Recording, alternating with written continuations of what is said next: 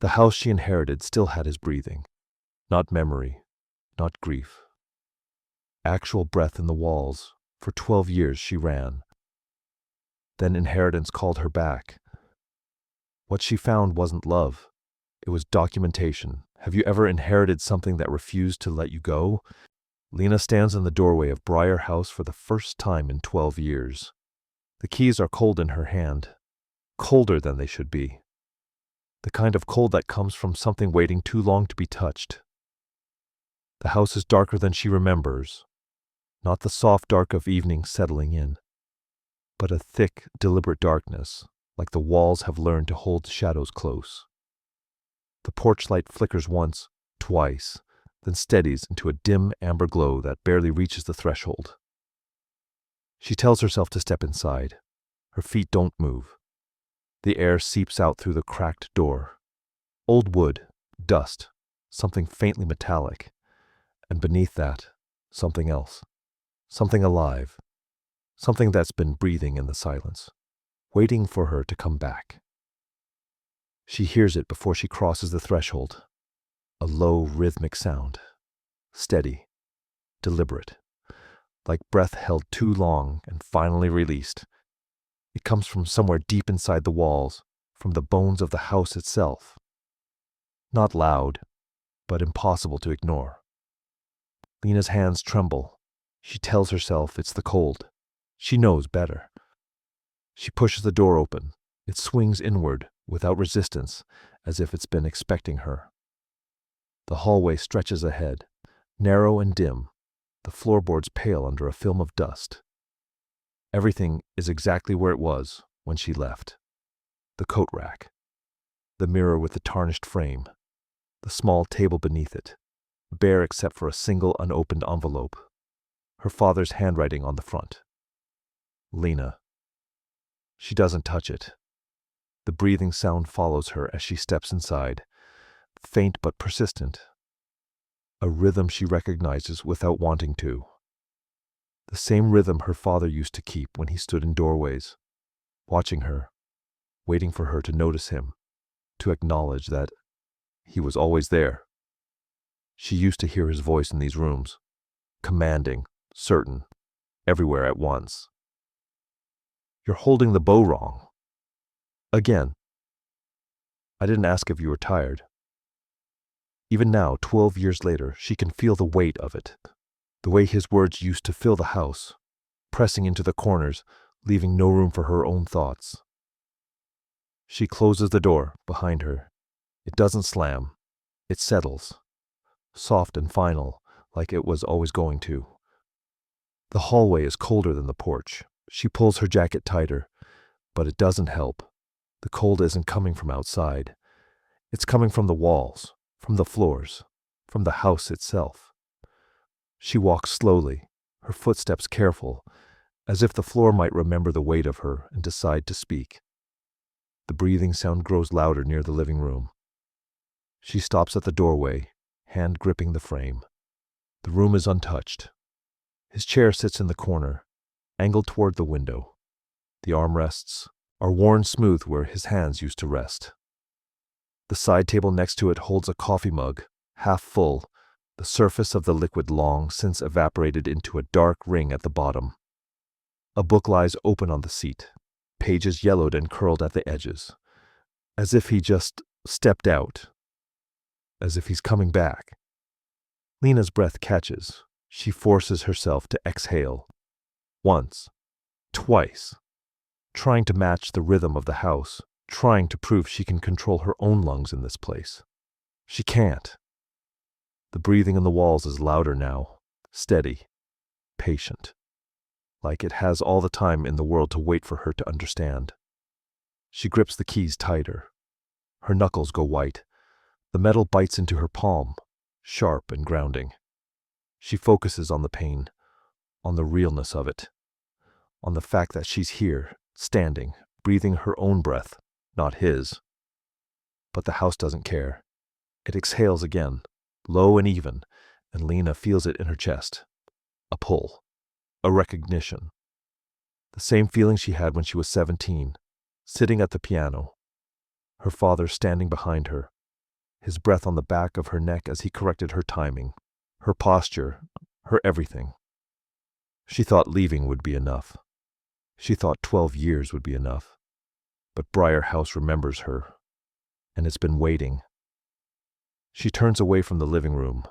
The hallway stretches ahead, leading deeper into the house, toward the kitchen, toward the stairs, toward the basement, toward whatever's breathing in the dark. Lena takes one step forward, then another. The keys are still cold in her hand. She doesn't let go. Lena has been living 3 hours away for the past 12 years. A small apartment, remote work, a life built on the principle of portability, nothing she couldn't pack in a weekend, nothing she couldn't leave behind if she needed to. No attachments, no obligations, no one asking her where she came from or why she never talks about home. She'd convinced herself it was freedom. But standing here now, in the kitchen of Briar House, she realizes it was just distance. And distance isn't the same thing. The kitchen is exactly as she remembers it. The same pale yellow walls, the same wooden table with 4 chairs, though only one was ever used. The same window above the sink, looking out onto the overgrown backyard where nothing grows anymore except weeds and wild bramble. She opens the refrigerator. Empty, clean, unplugged, but the faint smell of something sour lingers. Old milk, spoiled vegetables, the ghost of meals her father ate alone after she left. She closes it quickly. The breathing sound is fainter here, muffled by the walls, but it's still there. A rhythm she can feel more than hear, like a pulse. Like the house has a heartbeat and it's synced to something she doesn't want to name. She walks back into the hallway. Her footsteps echo too loud in the silence.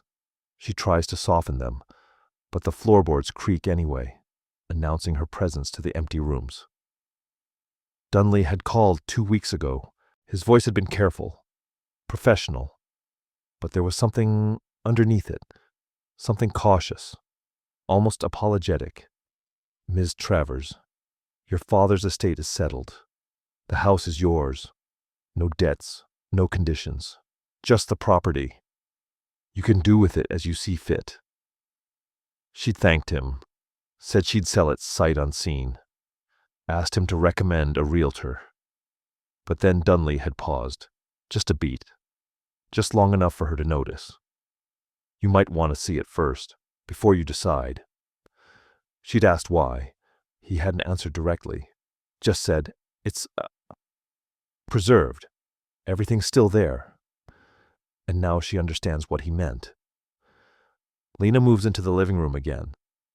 She forces herself to look at it properly this time. At the chair, at the side table, at the coffee mug with its dark residue at the bottom, at the book left open, spine cracked, pages frozen mid-sentence. She steps closer. The mug is ceramic, white, chipped along the rim. She remembers her father holding it every morning, sitting in that chair, reading in silence while she practiced piano in the next room. She'd never been allowed to interrupt him, never been allowed to ask questions or complain or stop playing until he told her she could. She picks up the mug. It's heavier than she expects. The ceramic is cold against her palm. She turns it over. There's a faint coffee stain on the bottom, the kind that comes from years of being set down in the same spot, over and over, until it leaves a permanent mark. She sets it back down, carefully, exactly where it was. The book is a biography, someone she doesn't recognize, a politician or businessman, probably. Her father had always read biographies, men who built empires, men who controlled things, men who never apologized for taking up space. She doesn't touch the book. Instead, she walks to the piano. It's in the corner of the living room, near the window, an upright, dark wood. The keys are covered with a thin layer of dust, but otherwise it looks untouched. She lifts the fallboard slowly. The keys are yellowed but intact. She presses one, middle C. The note rings out, clear and sharp, cutting through the silence. The breathing sound stops. Lena freezes. Her hand hovers above the keys. The house is completely still. No hum. No rhythm. Just the fading echo of the piano note, and her own heartbeat pounding in her ears. Then the breathing starts again, slower this time, deliberate. She lowers the fallboard. Her hands are shaking. She remembers being 7 years old, sitting on this bench, her father standing behind her, hands clasped behind his back, watching, always watching, never speaking unless she made a mistake, and she always made mistakes. She remembers the weight of his silence, the way it pressed down on her shoulders, on her spine, until she sat straighter, played harder, tried to disappear into the music so he wouldn't see her anymore. But he always saw her. She remembers being 15, 16, 17. The silence growing heavier, the corrections sharper, the praise, if it ever came, so thin and conditional it felt like a trap. She remembers the day she told him she was leaving, that she'd saved enough money, that she had a friend with a couch 3 hours away, that she couldn't stay here anymore. He'd stood in this room, right where she's standing now, hands behind his back, silent, unblinking. And then he'd said, "You'll come back." Not a question, not a threat, just a fact. The way someone might say the sun will rise or water will freeze. She'd left anyway. And he'd been right. Lena turns away from the piano. She walks through the dining room, untouched, table set for one. Through the den, his desk covered in papers, pens arranged in perfect parallel lines. Through the hallway again, past the stairs, toward the door that leads to the basement. The breathing is louder here. She stands in front of the door. Her hand rests on the knob. Cold metal, smooth and worn from use. She doesn't open it. Not yet. But she knows she will. The house exhales, low and steady, waiting. Lena steps back. She tells herself she'll come back tomorrow, that she needs air, that she needs space. But she doesn't leave. She stands in the hallway, keys still gripped tight in her hand, and listens to the house breathe. Lena opens the basement door. The breathing sound is unmistakable now. Rhythmic, mechanical, deliberate. Not breath at all, but something designed to sound like it. She stands at the top of the stairs, looking down into the dark. There's no light switch on this side of the door. She remembers that. She remembers her father telling her the basement was off limits, that it was his workspace, that she had no reason to go down there. She'd never questioned it. Now she understands why. The air rising from below is cold, colder than the rest of the house. It moves against her face like something alive, something reaching up to pull her down. She takes the first step. The staircase is narrow, wooden. The handrail is rough under her palm, splintered in places where the varnish has worn away. She keeps her hand on the wall instead, trailing her fingers along the plaster as she descends. The breathing grows louder with each step. By the time she reaches the bottom, it's everywhere. A low, steady hum that fills the basement, vibrating through the concrete floor, through the walls, through her chest. She finds the light, a single bulb hanging from the ceiling. She pulls the chain. The basement floods with harsh yellow light.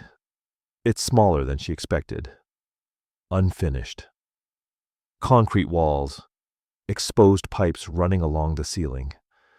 A metal shelving unit against one wall, half empty, holding paint cans and tools and boxes labeled in her father's precise handwriting. And in the corner, mounted to the wall, an old ventilation system. Industrial. Oversized for a house this size. A large metal box with intake and exhaust vents connected to ductwork that snakes up through the ceiling and into the walls. Above. The machine hums steadily, cycling air through the house, filling the silence with its artificial breath. Lena stares at it. She remembers Dunley mentioning something about climate control, about her father installing a system to preserve the house, to keep the air circulating even when no one was home. 20 years ago, Dunley had said. Right after Lena turned 18. Right after she started talking about leaving.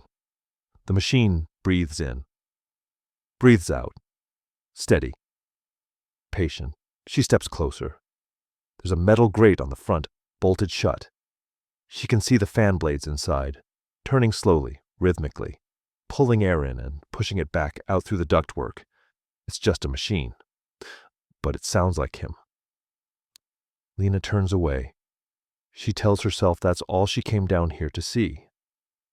That she can leave now, that she can call someone to shut it off, to empty the house, to take care of everything so she never has to come back. Then she sees the workbench. It's against the opposite wall, a long wooden surface covered in dust, and on top of it, stacked in neat rows, spines aligned, dozens of notebooks, journals, all the same size, all the same black cover, all labeled with years written in silver ink, her father's handwriting. Lena's breath catches. She doesn't move. She just stares at them, counting. 12 journals, maybe 15, maybe more, stacked in chronological order, oldest to newest, covering decades. She walks toward the bench. Her legs feel heavy. Her pulse pounds in her ears, louder than the ventilation system, louder than anything. She picks up the journal on top, the most recent one. The cover is worn smooth. She opens it. The first page is dated, 3 years ago. The handwriting is shaky but legible. January 7th. Lena called today. Brief. Polite. Asked about my health. Did not ask about the house. Did not offer to visit. Conversation lasted 4 minutes, 32 seconds. She sounded tired. She always sounds tired. Lena's hands go numb. She flips forward. More entries. All dated. All about her. March 12th. No call this month. Checked her social media.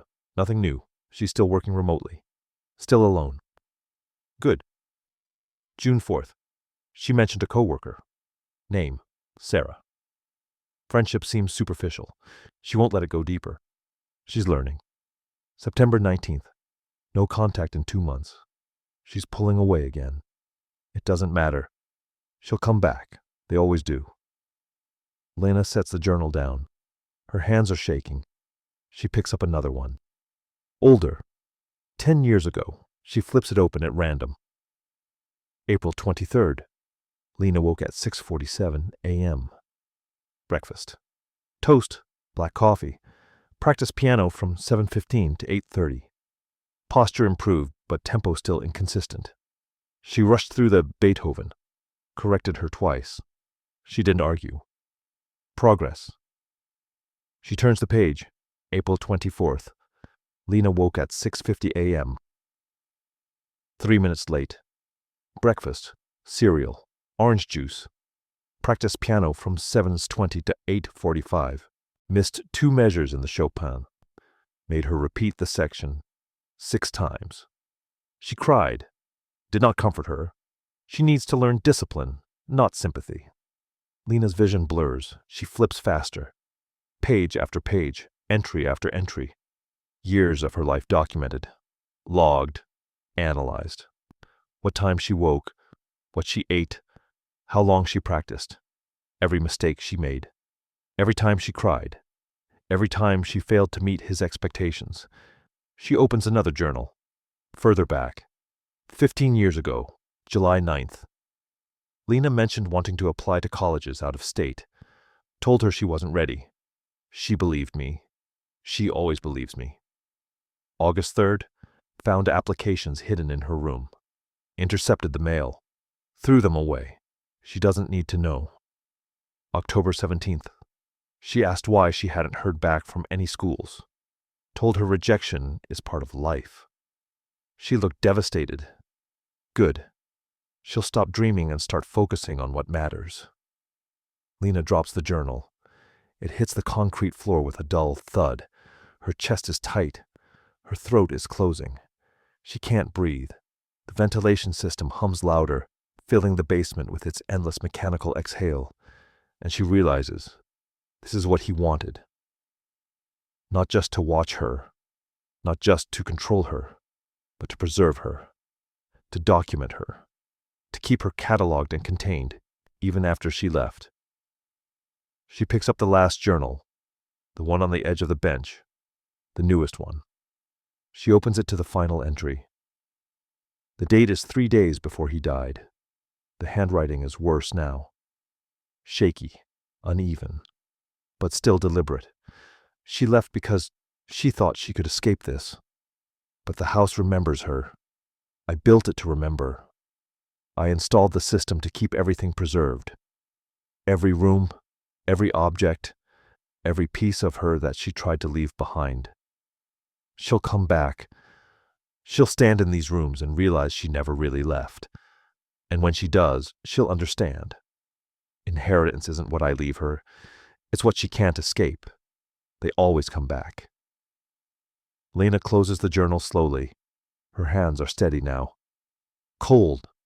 Numb. She looks at the ventilation system, at the machine her father installed 20 years ago, at the lungs he built for this house so it could keep breathing after he was gone. She sets the journal down. She doesn't put it back in order. She turns and walks toward the stairs. The machine hums behind her, steady, relentless. She doesn't look back. Lena doesn't climb the stairs. She turns back to the workbench, to the journals, to the years of her life stacked in black notebooks, waiting to explain everything she never understood. She picks up a journal from the middle of the stack. Older, 15 years ago, when she was 16. She opens it. The pages are thin, yellowed at the edges. The ink has bled slightly in places, as if he'd written some entries quickly, urgently, afraid he might forget. September 12th. Lena asked about applying to colleges. Out of state. California, she said, or maybe Oregon, somewhere far. I smiled, told her we'd look into it together. She believed me. Lena's throat tightens. September 28th. She's been researching schools. I found pamphlets hidden in her desk drawer. MIT, Stanford, Berkeley. She wants to study music. Thinks she's good enough. I haven't told her otherwise. Not yet. October 3rd. She asked me to help her with application essays. I agreed. Told her I'd proofread them. She thanked me. She still trusts me. Good. Lena flips forward. Her hands are shaking again. November 19th. Applications submitted. 6 schools. All out of state. All expensive. All designed to take her as far from here as possible. She thinks she's leaving. She thinks this is the beginning of something. It's the beginning of a lesson. The ventilation system hums louder. A low, vibrating growl that fills the basement presses against her ribs. Lena keeps reading. March 4th. Acceptances should be arriving soon. I've been monitoring the mail. Nothing yet. March 10th. First letter arrived. MIT. Acceptance. Full scholarship. I opened it in my office, read it 3 times. Then I burned it. She'll never know. Lena stops breathing. She reads the entry again, then again. The words don't change. I burned it. Her vision blurs. She blinks hard, forcing her eyes to focus. March 15th. 2 more letters. Stanford. Berkeley. Both acceptances. Both scholarships. I burned them in the backyard, the ashes mixed with the soil. She walked past me while I was doing it, asked what I was burning. I told her old tax documents. She nodded and went inside. Lena's chest feels like it's splitting open. She remembers that day. She remembers walking past him in the backyard, seeing the small fire in the metal drum he used for yard waste. She remembers the smell of burning paper. She remembers thinking nothing of it. She flips forward, her hands shaking so hard the pages tear at the corners. April 2nd. She's been checking the mailbox every day. watching for letters that will never come. I told her rejection is normal, that most students don't get in anywhere on the first try. She looked devastated. I put my hand on her shoulder, told her we'd figure it out together. She cried. I didn't. Lena drops the journal. It hits the concrete with a sharp crack. She picks up another one. Same year. Later entries. April 27th. Created email account in her name. Sent rejection letters from each school. Made them sound personal. Apologetic. Due to the competitive nature of this year's applicant pool. She believed every word. She came to me crying. Asked what she'd done wrong. I told her nothing. Told her the system is unfair. Told her she was better off staying close to home, going to community college, learning discipline before trying for something bigger. She nodded. She still believes me. Lena's hands curl into fists, the edges of the journal cut into her palms. She feels the sting, the thin line of blood welling up, but she doesn't let go. She remembers sitting at the kitchen table, sobbing, rereading those rejection emails over and over, trying to understand what she'd done wrong, where she'd failed, and her father, standing in the doorway, watching her, silent, patient. She remembers the way he'd finally spoken, calm, reasonable. You're not ready yet, but you will be. And she'd believed him. She'd believed every word. She flips to another entry. Her breath comes fast and shallow now, her chest tight. May 9th. She stopped talking about college, stopped researching, enrolled in community college for fall semester. She'll live here, commute, stay under my supervision. This is better for her. She doesn't know it yet, but she will. She thinks independence is freedom. I'm teaching her that freedom is a myth. Control is kindness. Guidance is love. She'll thank me when she realizes she needs this house, needs me. Lena's vision goes white at the edges. She'd stayed. She'd stayed for 5 more years, working part-time, commuting to classes, living in this house, sleeping in her childhood bedroom, practicing piano under his watchful silence. 5 years she'd lost. 5 years of hating herself for not being good enough, for failing, for disappointing him, and none of it had been real. She picks up another journal. Later, when she was 22, 23, January 6th, she's talking about leaving again. Found a job offer 3 hours away, remote work. She thinks distance will fix her. I haven't argued. Let her think she's winning. March 3rd. She left today, packed everything in 2 trips, didn't say goodbye, just handed me the house key and walked out. She looked relieved, proud of herself. Let her feel that for a while. March 10th. She called, asked how I was. I kept my voice neutral, didn't guilt her, didn't ask her to come back. She seemed surprised. Good. Let her think she escaped. Lena flips to the last pages. The handwriting is worse here. Shaky. Uneven. Written in the months before he died. She stopped calling. Good. Let her think she won. Let her build her small life in her small apartment with her small job and no attachments. Let her think she's free. The house will call her back. I've made sure of it. The ventilation system roars. The sound fills the basement, vibrating through the walls, through the floor, through her bones. Lena slams the journal shut. She stands, stumbling back from the workbench, her legs weak, her chest heaving. She looks at the journals, at the years of her life documented, dissected, controlled, at the proof that every failure she'd internalized, every moment she'd blamed herself, every year she'd lost, was his design, not love, not guidance, not even cruelty. Control, pure, calculated, absolute. She looks at the ventilation system, at the machine he installed to keep the house breathing, to keep himself alive in the walls, in the air, in the suffocating rhythm of inhale and exhale. The machine hums louder, as if responding, as if it knows. She's finally understood. Lena turns. She walks toward the stairs. Her legs shake. Her hands are slick with blood from where the journal edges cut her palms. She climbs. 1 step, 2. Her breath comes in gasps. The basement air follows her, cold and damp, clinging to her skin. She reaches the top, the doorway, the hallway. She doesn't close the basement door. She leaves it open, wide, letting the sound spill into the house, letting it breathe into every room. She stands in the hallway, chest heaving, hands trembling, blood smeared on her palms, and she whispers to the empty house, "You don't own me." The ventilation system hums, steady, relentless, waiting. Lena sits on the living room floor, her back against the wall.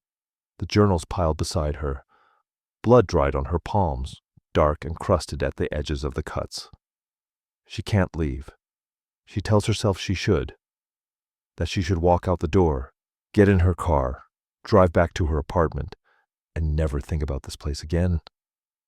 But her legs won't move.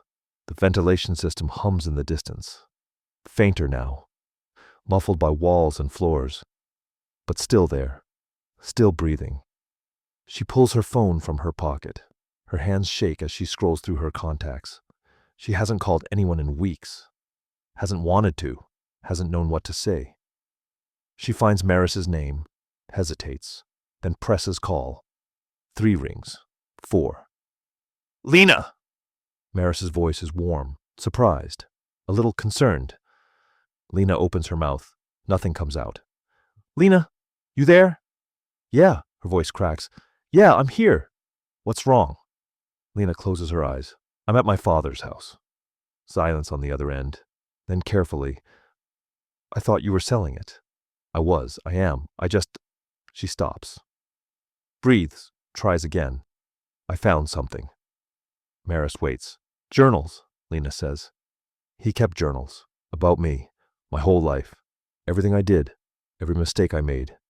Every time I—" Her throat closes. She swallows hard.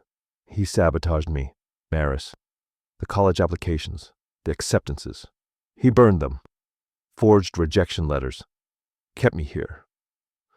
The silence stretches longer this time. "Jesus," Maris whispers. "Lena, You knew him," Lena says. "You met him. You thought he was intense, right? Traditional?" "Yeah," Maris's voice is quiet now. Careful. "I thought he was strict, overprotective. I didn't know—" "I never told you."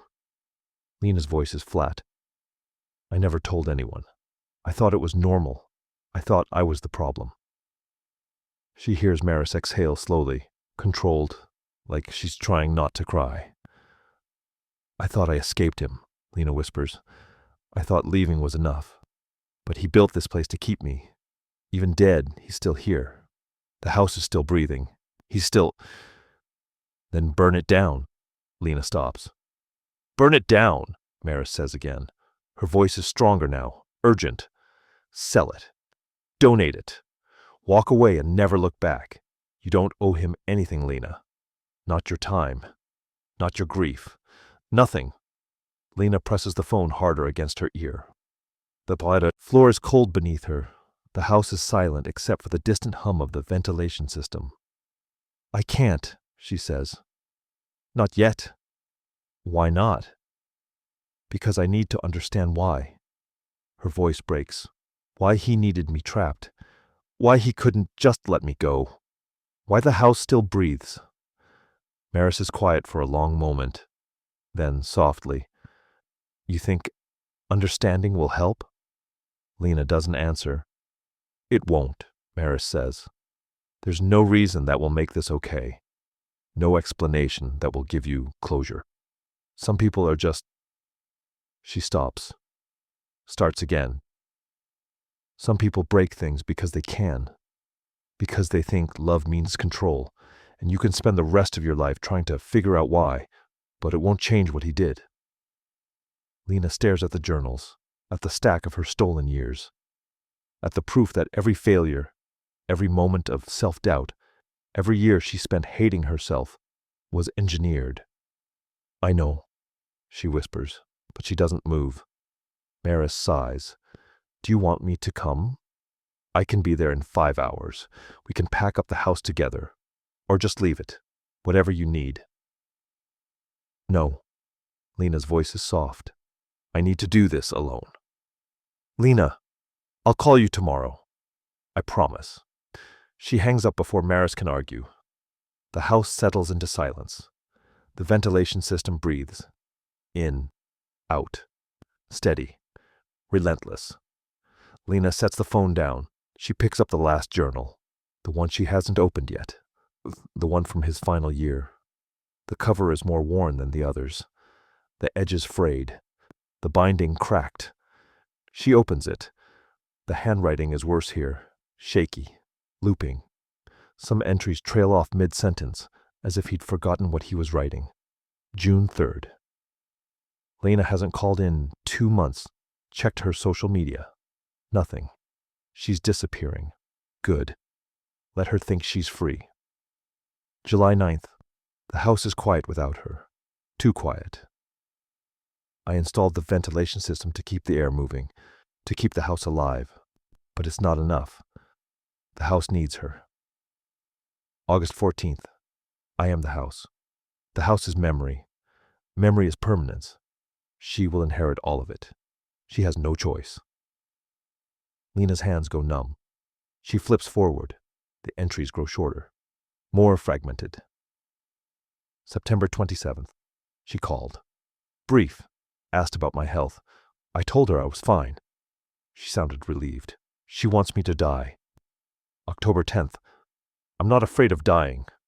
Death is just transition. The house will remain. The journals will remain. She will come back and she will read them and she will understand. November 3rd. She will inherit the house. She will inherit the breathing. She will inherit me. Lena closes the journal slowly. She sits in the silence, her chest tight, her breath shallow. She thinks about inheritance, about what it means to receive something you never asked for, something that weighs you down, that follows you, that breathes in your walls long after the giver is gone. She thinks maybe inheritance isn't what they leave you. Maybe it's what you carry until you're finally strong enough to set it down. If you've ever inherited someone else's need to control you, if you've ever felt like you were breathing someone else's air, you're not alone in this. Lena stands. Her legs are stiff. Her body aches. But she moves. She walks to the kitchen, pours herself a cup of cold coffee from the pot she made hours ago and never drank. The liquid is bitter, metallic. She sets the cup down without drinking. It sits on the counter next to her father's mug. 2 cups, both untouched.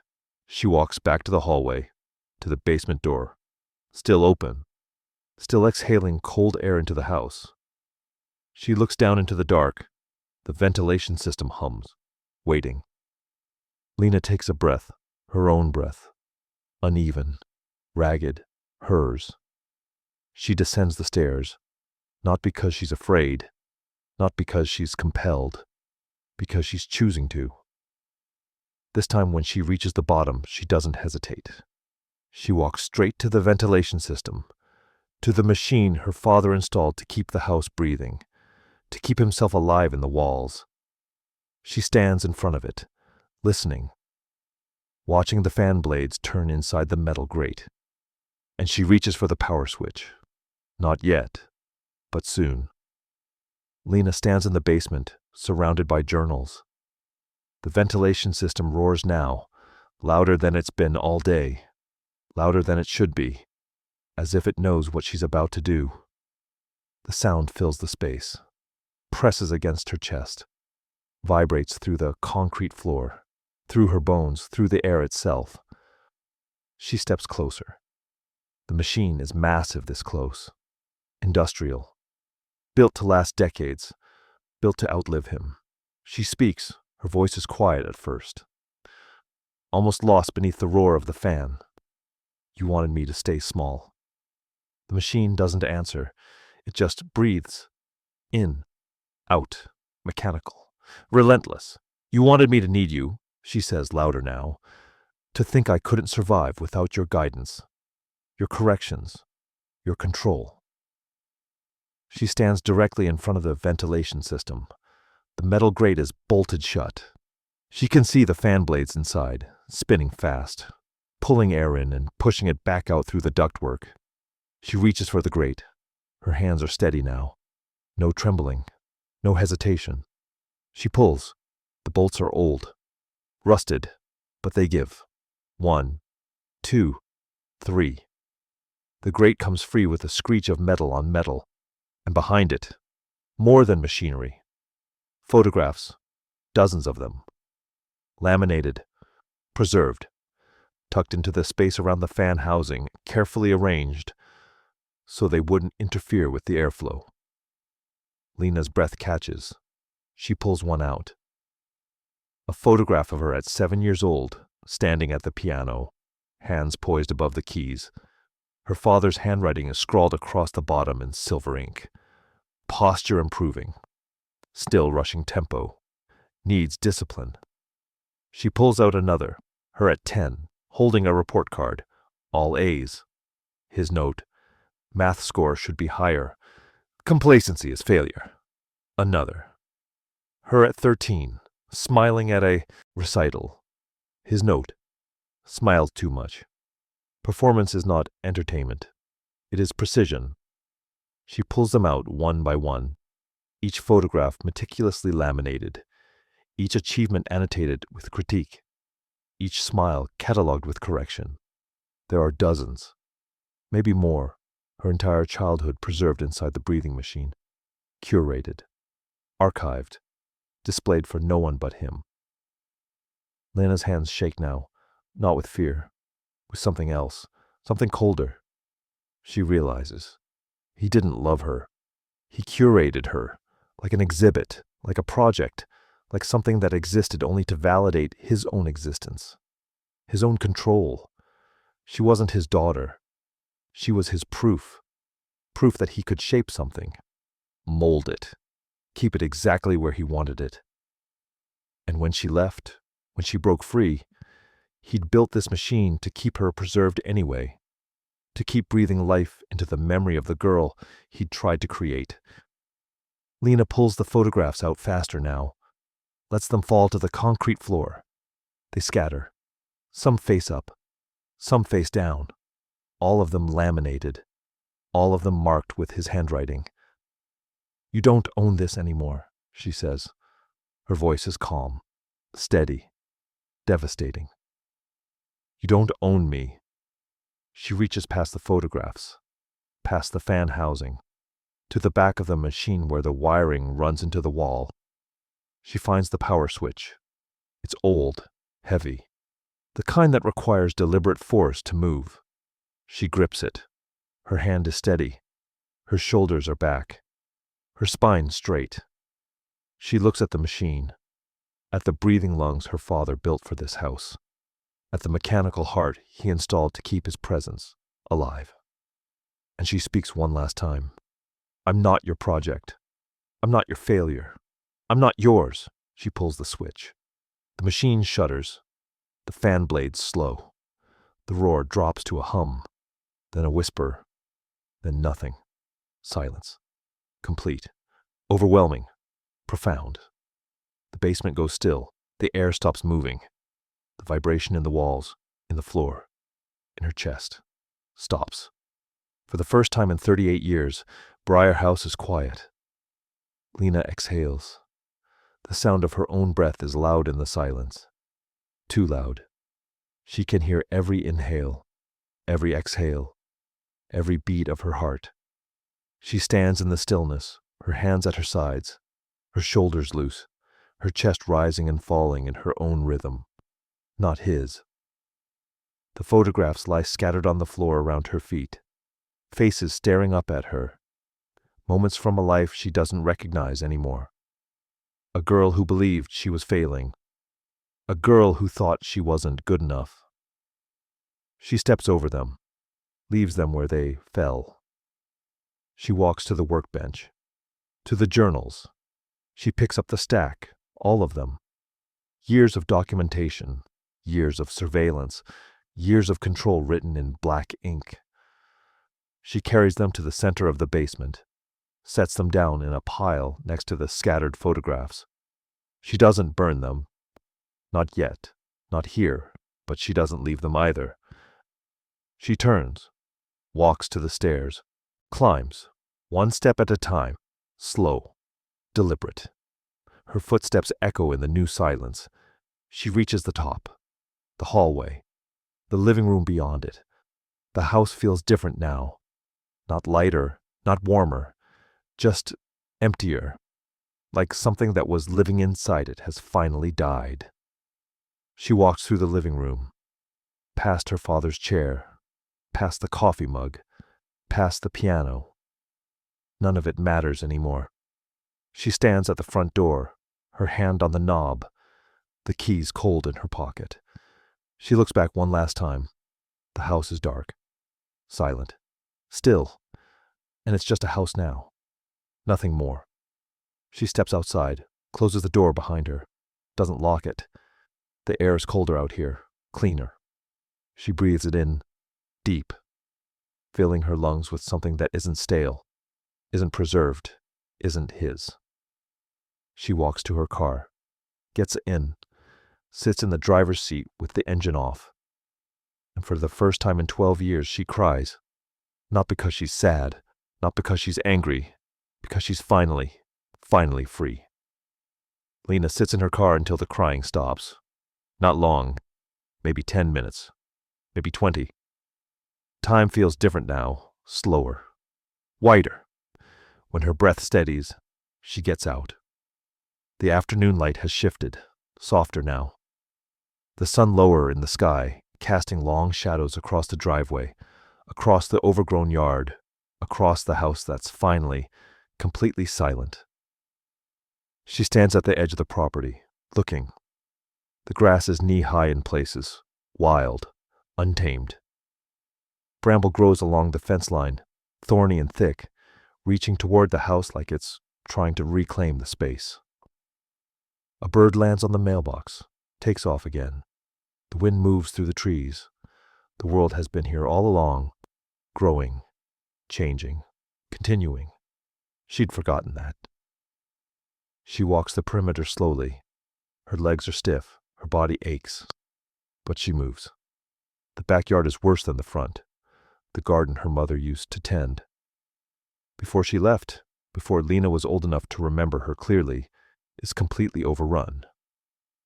Weeds and wild vines tangled together, the fence sagging in places, the gate rusted shut.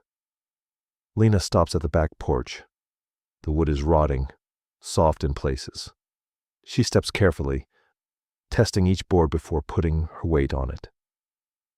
She sits on the top step, looks out at the yard, at the chaos of growth, at the proof that nature doesn't wait for permission.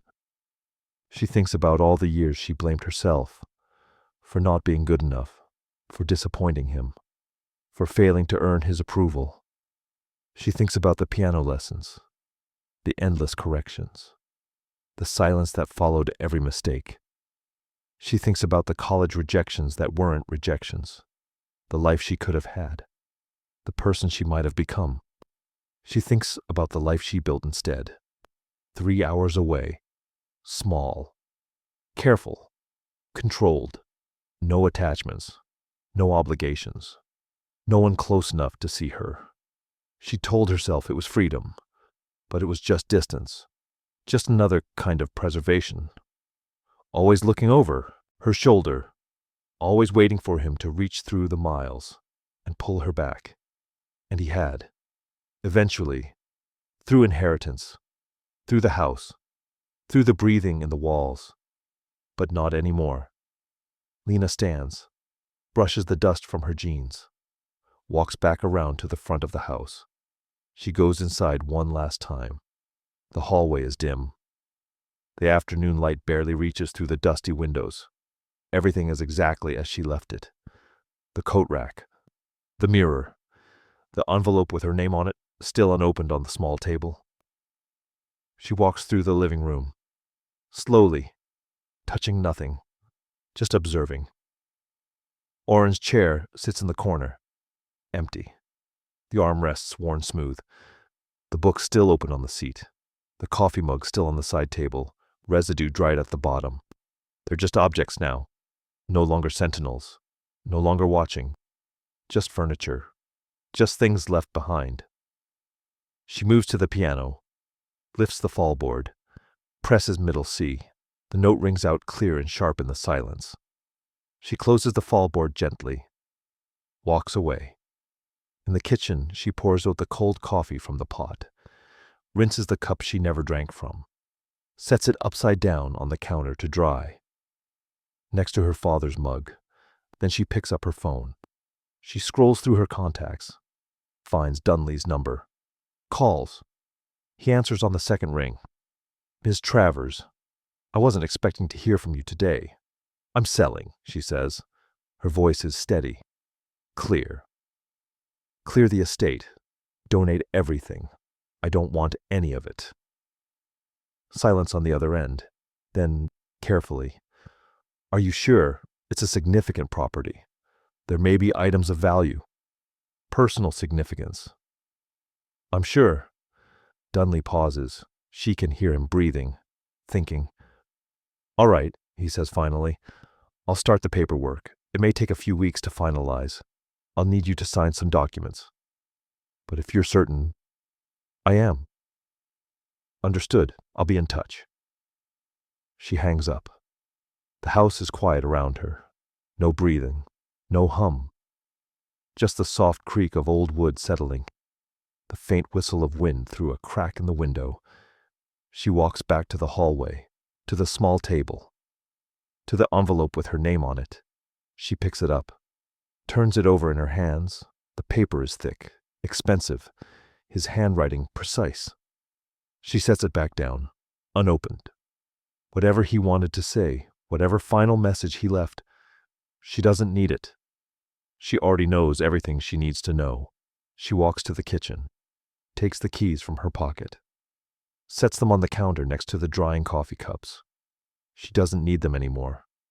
The house isn't hers, not really, not in any way that matters. She walks to the front door, steps outside, pulls it closed behind her, doesn't lock it. The evening air is cool, clean. She breathes it in, deep, filling her lungs with something that isn't stale, isn't preserved, isn't trapped. She walks to her car, gets in, starts the engine. For a moment, she just sits there, hands on the wheel, engine idling, looking at the house through the windshield. Briar House. Dark, silent. Still, just a house. She puts the car in reverse, backs down the driveway, turns onto the road.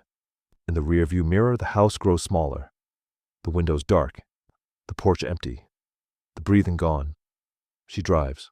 1 mile, 2, 5. The landscape changes. Suburban streets give way to open road. Trees line the highway. The sun dips lower, painting the sky in shades of amber and rose. Lena keeps driving. She doesn't know where she's going yet. Back to her apartment, probably. Back to her small life. But it won't be the same anymore. She's lighter now, emptier, unmoored without the weight she's been carrying. It's strange, disorienting, but it's hers. She rolls down the window, lets the wind fill the car, lets it blow through her hair, against her face, into her lungs. She breathes, her own breath, uneven, ragged, free. And for the first time in 38 years, she doesn't feel like she's running. She feels like she's leaving. There's a difference. 6 months later, Lena receives a letter. Not email, not text. A physical letter in a cream-colored envelope with careful handwriting on the front. She opens it standing at her kitchen counter. Morning light streams through the window. The apartment is small, 1 bedroom, but it has good light. High ceilings, windows that open. The letter is from a family. The Carters. They bought Briar House. They're renovating it. New floors, fresh paint. They're turning the basement into a playroom for their daughter. They're writing because they found something. An old photograph tucked behind a loose board in the living room. A woman at a piano, young, smiling. They assume it's Lena. They want to know if she has any memories of the house she'd like to share. Any stories. Anything they should know. Lena sets the letter down, looks out the window. She thinks for a long time. Then she picks up a pen. Dear Mr. and Mrs. Carter, it was my father's house. I hope you make it yours. Lena, she folds the letter, seals it, sets it by the door to mail later. She doesn't tell them about the journals, the ventilation system, the years of surveillance, the breathing in the walls. They don't need to inherit that. Lena pours herself coffee. Real coffee. Fresh. She drinks it standing at the window, looking down at the street below. The city is different here. Bigger. Louder. But she likes it. Likes the anonymity. Likes the way no one knows her father. No one asks about where she's from or why she left. She's been seeing a therapist. Once a week. Sometimes twice when it's hard. It's hard a lot. But she goes anyway. She's learning things. About control. About inheritance. About the way trauma doesn't end when the person who caused it dies. It just changes shape. Becomes something you carry instead of something that's done to you. She's learning that healing isn't linear.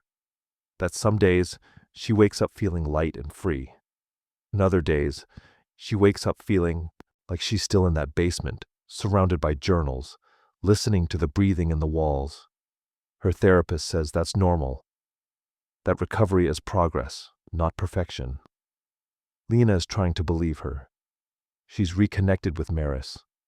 They talk on the phone every few weeks, sometimes more. Maris came to visit last month, stayed for a weekend. They didn't talk about the house much. Didn't need to. Mostly they just existed together. Watched movies, cooked dinner, laughed about things that weren't heavy. It felt good. Strange, but good.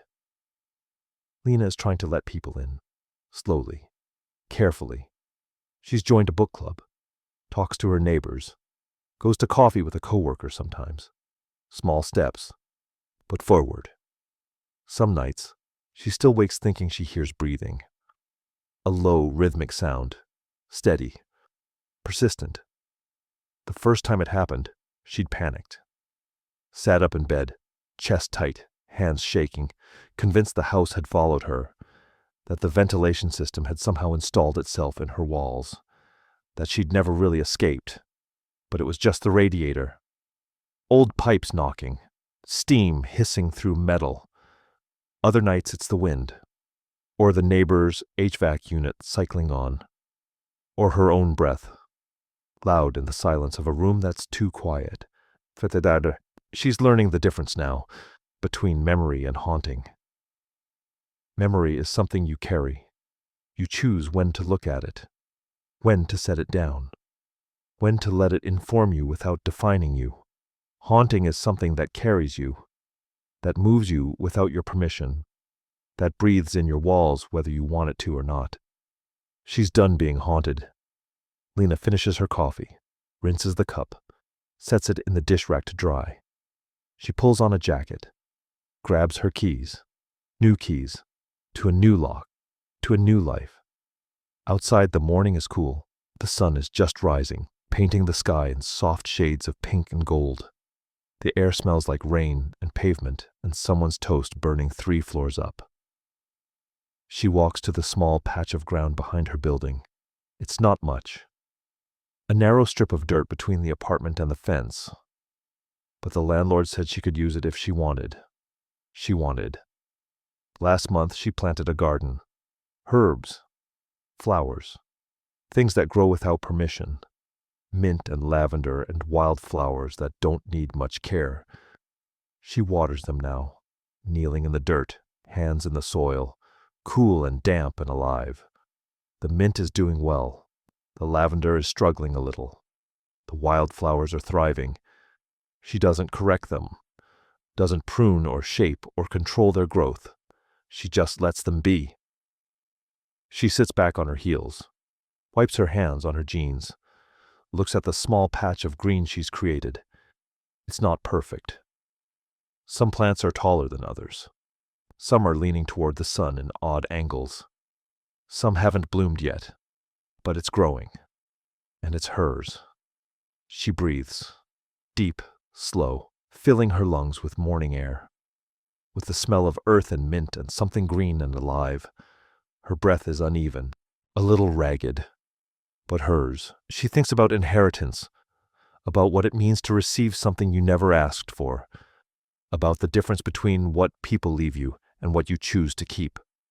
Her father left her a house, journals, years of documentation, a machine that breathed for him after he died. But she didn't keep any of it. What she kept was the lesson, not the one he tried to teach her, not the one about control and discipline and need, the one she learned in spite of him. That inheritance isn't what they leave you, it's what you finally let go. Lena stands, brushes the soil from her hands, looks at the garden one more time. Then she goes inside. She has work in an hour. A book club meeting tonight. A phone call with Maris tomorrow. A life that's small, intentional. Hers. She locks the door behind her, not to keep the world out, not to keep herself in, just because that's what you do when you leave. And she's learning, finally, how to leave without running. How to breathe without being watched. How to carry memory without being buried by it. She makes breakfast, eats slowly, listens to the sounds of the building waking up around her. Footsteps above, water running through pipes. A door closing somewhere down the hall. The radiator hisses. She doesn't flinch. It's just a sound.